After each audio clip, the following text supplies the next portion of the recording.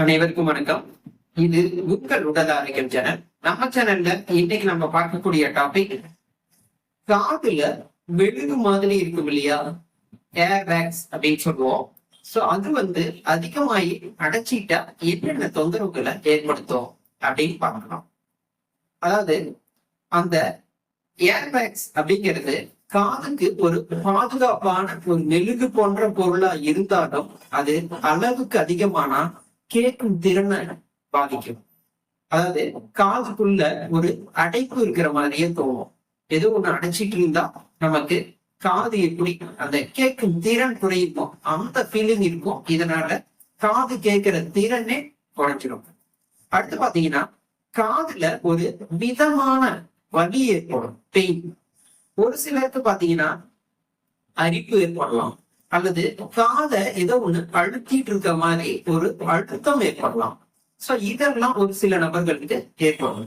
அதே போல ஒரு சிலருக்கு பாத்தீங்கன்னா ஒரு மாதிரி சத்தம் காதுக்குள்ள கேட்டுக்கிட்டே இருக்கும், ஒரு எக்கோ அடிக்கிற மாதிரி, அல்லது தண்ணி உள்ள பூந்துட்டா ஒரு மாதிரி சத்தம் கேட்டுக்கிட்டே இருக்கும். சோ இது மாதிரி ஒரு சில நபர்களுக்கு இந்த ஏர்பேக்ஸ் அப்படிங்கிற மெழுகு தோற்றுவிக்கலாம்.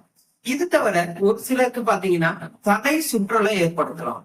தடை சுற்றல் அல்லது கிறுகிறுப்பு அது மாதிரிலாம் ஏற்படுத்தலாம்.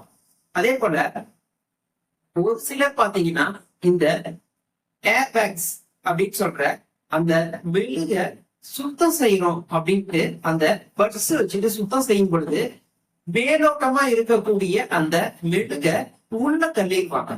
சோ இதனால பாத்தீங்கன்னா அந்த மெழுகு கொஞ்சம் அதிகமா அடைப்பு ஏற்படுத்திடும்.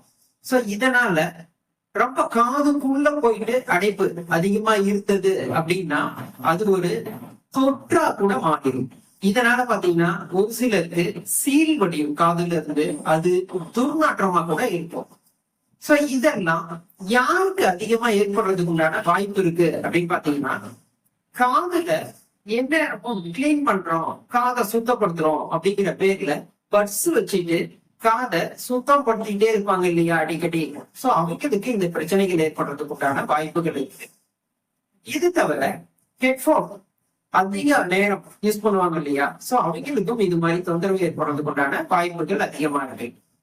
அதே போல இந்த வயதானவர்களுக்கு காதனுடைய வழி அந்த வே பாத்தீங்கன்னா கொஞ்சம் சுருங்கி இருக்கும். சோ இதனால உள்ள அந்த ஏர்பேக்ஸ் அப்படின்னு சொல்ற மெழுகு பொருளுடைய தேக்கம் அதிகமாயிடும்.